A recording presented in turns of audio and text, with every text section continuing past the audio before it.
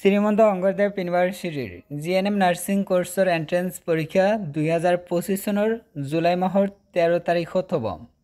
এতিয়া বহুতেই form fill up কৰোঁতে ভুল কৰিছে, ফটো আপলোড কৰিছে ভুলকৈ। এতিয়া এডমিট কাৰ্ড পাবনে নাই এই ভিডিঅ'ৰ জৰিয়তে জনাই দিম।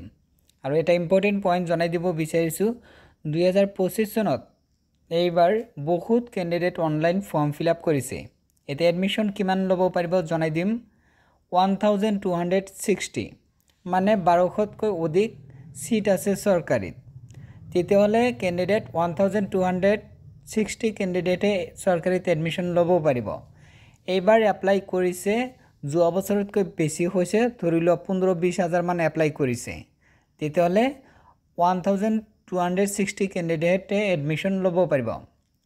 এতিয়া তোমালোকক জনাই দিয়া হ'ব যে ফটো কিছুমানে এনেকৈ দিছে আৰু কিছুমানে এনেকৈ দিছে। এতিয়া ৰিজেক্ট এনেকৈ দিয়াসকলৰ ৰিজেক্ট হ'ব নেকি জনাই দিম।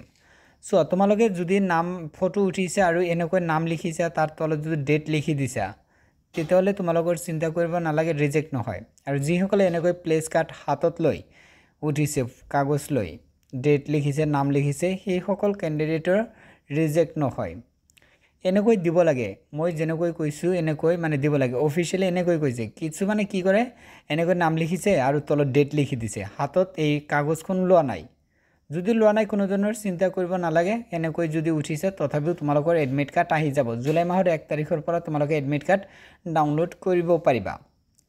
আৰু বহুতেই মানে পে'মেণ্ট কৰিছে, ছাকচেছ হৈছে, মানে পে'মেণ্ট কাটিছে, এতিয়ালৈকে পেণ্ডিং শ্ব' হৈছে। সিহঁতক জনাই দিব বিচাৰিছোঁ, চিন্তা নকৰিবা, তোমালোকৰ ছাকচেছ হৈ যাব। এতিয়াও সময় আছে, বেংক মানে প্ৰব্লেম হৈ আছে, সেইকাৰণে এনেকুৱা তোমালোকৰ এপ্ৰুভ হোৱা নাই, পেণ্ডিং শ্ব' হৈ আছে। আৰু এটা ইম্পৰ্টেণ্ট পইণ্ট জনাই দিব বিচাৰিছোঁ, চোৱা, তোমালোকৰ এডমিশ্যন পাবলৈ হ'লে বেছিকৈ পঢ়িব লাগিব, মক টেষ্ট প্ৰেক্টিছ কৰিব লাগিব। সেইকাৰণে আমি ই বুক প্ৰস্তুত কৰিছোঁ। যিসকলে এতিয়ালৈকে আমাৰ কিতাপ কিনা নাই, কিনি লোৱা, কাৰণ এইবাৰ BSc নাৰ্ছিং কোৰ্ছৰ এণ্ট্ৰেন্স পৰীক্ষাটো কমন আহিছে, কেণ্ডিডেট জনাইছে। ANMৰ এণ্ট্ৰেন্স পৰীক্ষা দিছে, আমাৰ কিতাপো কিনিছিল, সেই কিতাপখনৰ পৰা কমন আহিছে। GNM BSc নাৰ্ছিঙৰ অলৰেডি আজি হৈ গ'ল, মানে জুন মাহৰ 22 তাৰিখত হৈছে, অলৰেডি গ্ৰুপত দিছোঁ। সিহঁতে জনাইছে যে পৰীক্ষাত আহিছে, কমন আহিছে পৰীক্ষাত আমাৰ কিতাপৰ পৰা।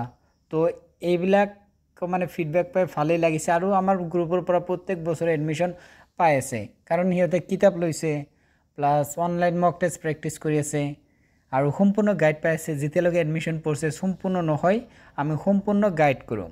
এতিয়া তোমালোকৰ সুযোগ আহিছে। এতিয়া তোমালোকে যদি কিতাপখন ল'ব বিচাৰিছা, হোৱাটছআপত যোগাযোগ কৰিবা। পে'মেণ্ট কৰিলে হোৱাটছআপত কিতাপ পাই যাবা। তাৰপিছত আমি গ্ৰুপত এড কৰিম, তাতে অনলাইন মক টেষ্ট প্ৰেক্টিছ কৰিব পাৰিবা, ইম্পৰ্টেণ্ট আপডেট তাতে পাবা, আৰু সম্পূৰ্ণ গাইড পাবা এডমিশ্যন নোহোৱালৈকে। কিতাপখন ল'বলৈ যোগাযোগ কৰিবা, এই ভিডিঅ' ডেছক্ৰিপশ্যনত নাম্বাৰ